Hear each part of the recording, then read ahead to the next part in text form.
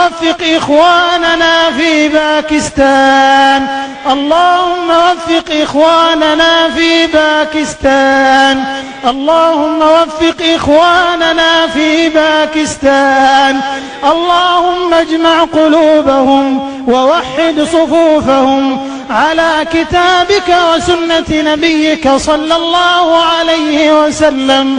اللهم املأ قلوبهم بالإيمان والسنة، اللهم املأ قلوبهم بالإيمان والسنة، اللهم اجعلهم إخوة متحابين متآلفين على الخير متعاونين. اللهم ارزقنا وإياهم أمنا وإيمانا وسعادة واطمئنانا يا ذا الجلال والإكرام.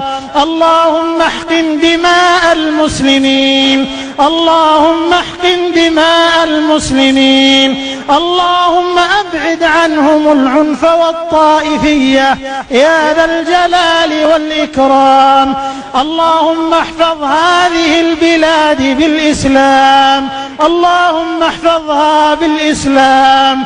اللهم رد عنا وعنها شر الأشرار وكيد الفجار وشر طوارق الليل والنهار.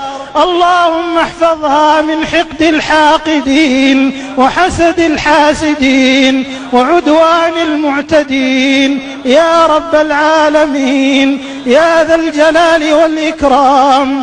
ربنا آتنا في الدنيا حسنة وفي الآخرة حسنة وقنا عذاب النار.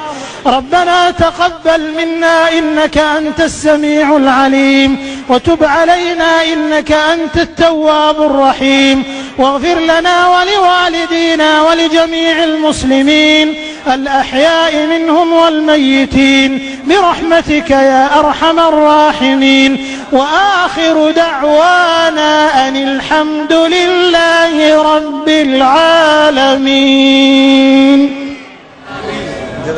باكستان زندباد، باكستان زندباد.